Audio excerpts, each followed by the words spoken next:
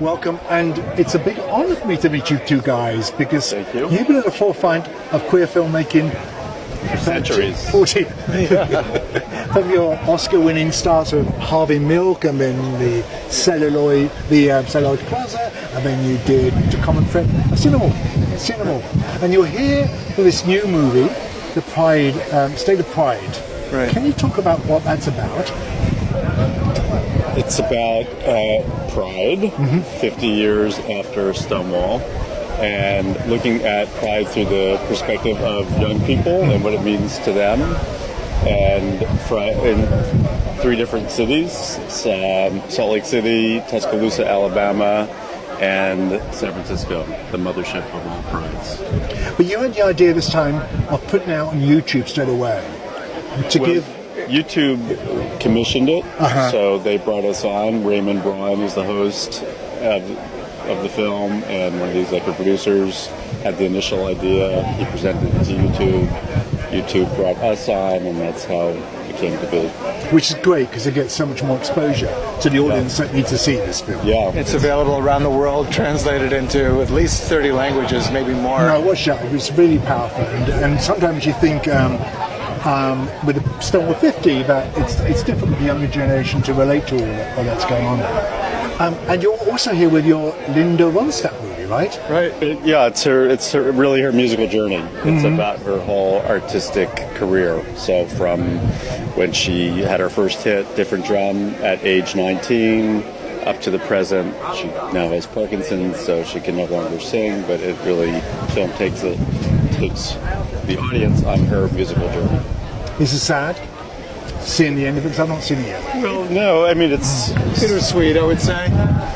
I mean, she's still so much centered in her being and in her family, and she's still so engaged in the world. I mean, it's sad that she can't sing anymore. It's a horrible loss to all of us.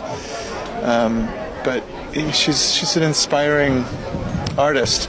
It's really a story of empowerment. Yeah. You know, a woman who made her own choices and her own career at a point in time in the music industry that was very male-dominated, and she did it all on her own terms. So in that sense, it's very hopeful. And a few years ago, you made your first fictional movie of How. So that was and you did a second one after that. I've forgotten. Lovelace. Lovelace. I love Lovelace. Thank Also you. love the settings. So is that a new direction for you guys that you guys may continue with, making fictional movies? Yes. Yeah. I mean, we never, in our own minds, we never really made the separation between documentary and scripted narrative, because most of our documentary work is structured as narrative. So for us, it didn't seem like that big of a leap. And, back 10, 20 years ago, it was harder for documentary filmmakers to make the leap with the scripted narrative. Now that crossover is a lot more common. So I think those demarcation lines aren't as strict as they used to be. So we mentioned you've been going since the mid-'80s. Has filmmaking or queer filmmaking easier or worse or better? Definitely easier. Yeah. It's just it's become so much part of the culture now.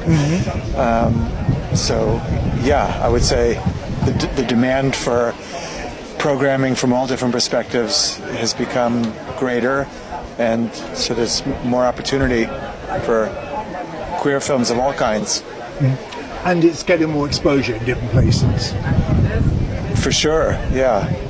What would you say to anybody who want to follow in your footsteps, making films? We started working together in '87. 86. After Rob made The Times of Harvey Milk, Yeah. we started working on Common Threads together. And that was our first feature documentary. And I guess I would tell people who wanted to follow in our footsteps to think twice. Find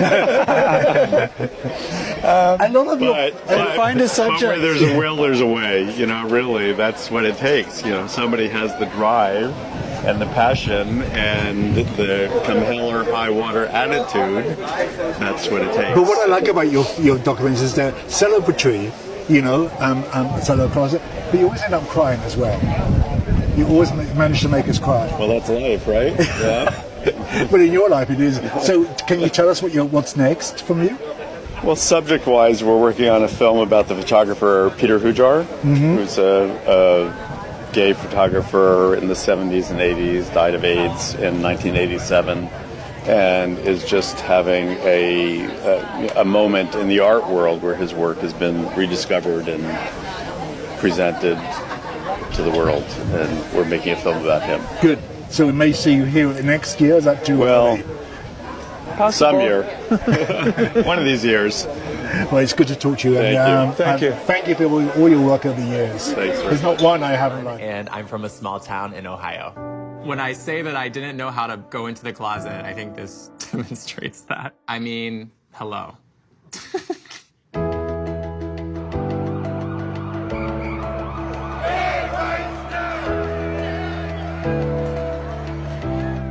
Since Stonewall, Pride has been a looking glass into the entire LGBTQ community. So I want to know what it means to young people today.